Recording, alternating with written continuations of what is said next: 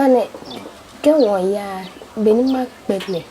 Kevin was here, but remember, no one car. I'm going to go and play a few later. There's an image, if you must my work again inside, like a buy a cane, Jim Ballet, came by Mama Cashin, and could come out, I can meet you.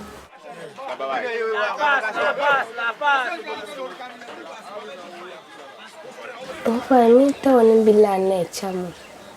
I get like a Kentashia, in near nature, Jantin, Dr. Fear Pelham, than by nature.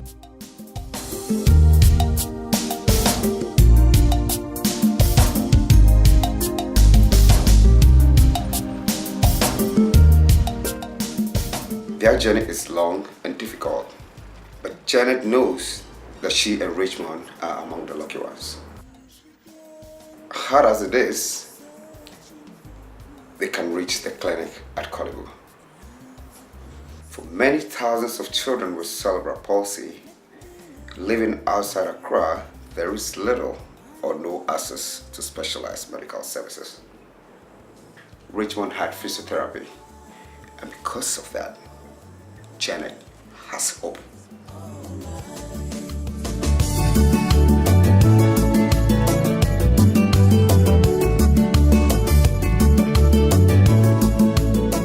Cerebral palsy simply means something that damages the developing brain to cause a disorder of posture or movement, and sometimes associated with also problems with speech and eating.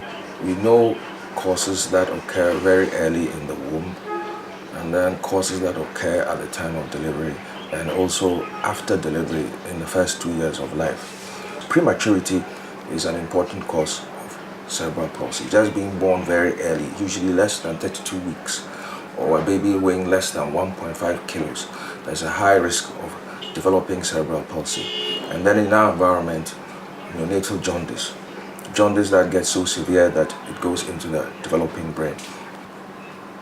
The estimates of cerebral palsy in Ghana, we do not have accurate statistics for a country like Ghana, but a very good estimate will be 1 in 300 births. In the developed world, it has been a constant figure around 2 per 1,000 live births. Cerebral palsy cannot be cured. What we can do is to offer services that would ameliorate the symptoms that we see, and that is usually looking at physiotherapy, occupational therapy, and speech therapy. This country needs to look at developing physiotherapy services across the whole country. We have services in the regional hospitals and in the teaching hospitals, but we know that the bulk of children with cerebral palsy are in homes, in the rural areas, and what we need to reach out to these children. As far as I know, there are about 36 employed physiotherapists in the government hospitals and only 5 with pediatric bias. The gulf is there for us to see that we do not have physiotherapy services to adequately cater for the number of children who may have cerebral palsy across the country. It's a big place. She's here already. Hello. Hi, sir. You're welcome. Thank you. So this is Sandra Kasama. She's the physiotherapist in charge of the children with cerebral palsy.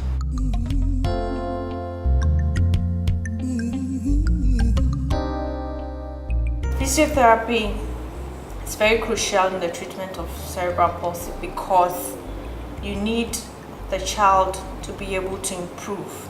Physio comes in to help the child prevent getting stiffer. It helps prevent the child not losing all their abilities, and also ensures that the child is able to learn to do things for themselves and become more mobile or independent. Physio is the only way. When a child does not receive physiotherapy at an early age, they lose all their abilities to do anything, and it becomes increasingly difficult, especially for parents and carers who have to take care of them as they grow older. This is Magdalene. She's 8 years old, very intelligent, but because she did not have physiotherapy early and regularly, you can see how twisted up she is. Her limbs are all stiff and twisted, her hips, very difficult for the mother to take care of her. Ebi a baby na metino. Me took out now baby from na me be kolebu first. Me too ya na me say physio ni bi ni wonti. Ama me bibia e basa. Akora na kadem wa ye den ntimi nso ni ntimi nkokolebu. Nti yesra ban say obema physio na konkurase. Baby ara hospital bia before say yes physio ni because omani nko my anya popular my say ya obi ba yare obetumi ni na ko.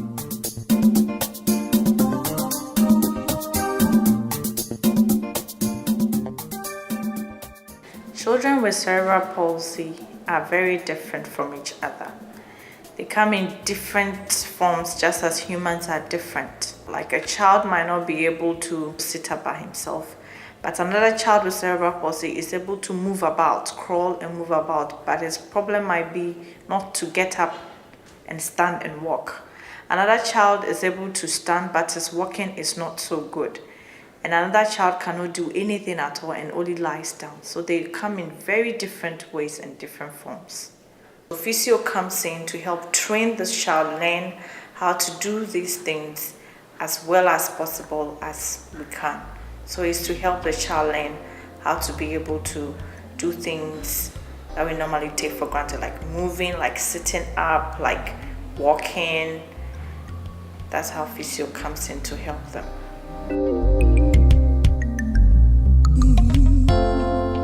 When I see the cerebral palsy child and the relatives for the first time, what I usually do, we sit down and then we assess together. I always like the parents to realize that it's a teamwork. So I get them involved right from the onset. I listen to them to know what their concerns are, what is most important to them concerning their child. And then together, I explain things to them. Together, we build up a teamwork from there. Richmond is my 5-year-old cerebral palsy child. He's very weak. He cannot do most of things for himself, even reaching to take things. If you see, he has difficulty coordinating, meaning if you are giving him something, even to get to it, his hands move about before it finally gets to. What I'm trying to do to help him with physio is to teach him to learn how to move directly to what he is intending to get, and the weakness to help him build strength in all the weak parts, like the chest, like the arms and the legs, so he can be able to sit and maintain that position and do things for himself. As you can see, I'm teaching Janet how to stretch Richmond's joint and muscles to ensure that they don't get stiff and tight, so that when the time comes for him to be able to sit up and do things for himself, his joints will be free, so we can have what we want. So she learns how to, as you can see, stretch him and to position him well.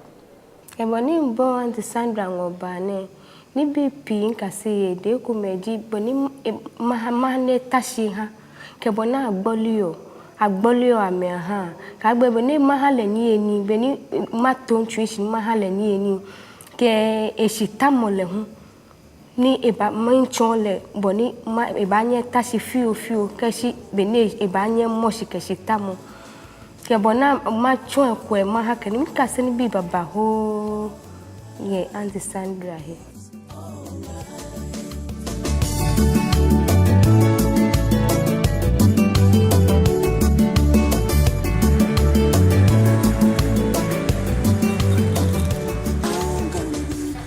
The role of the parent is very important because the parent is with the child 24/7. That is every day.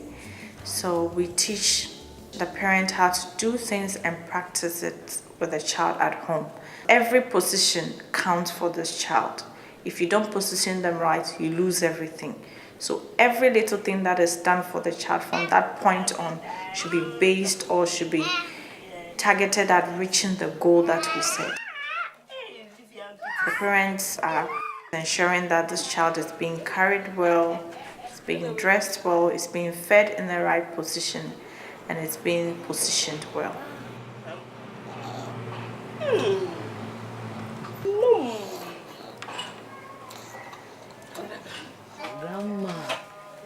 Grandma, Grandma say, how are you?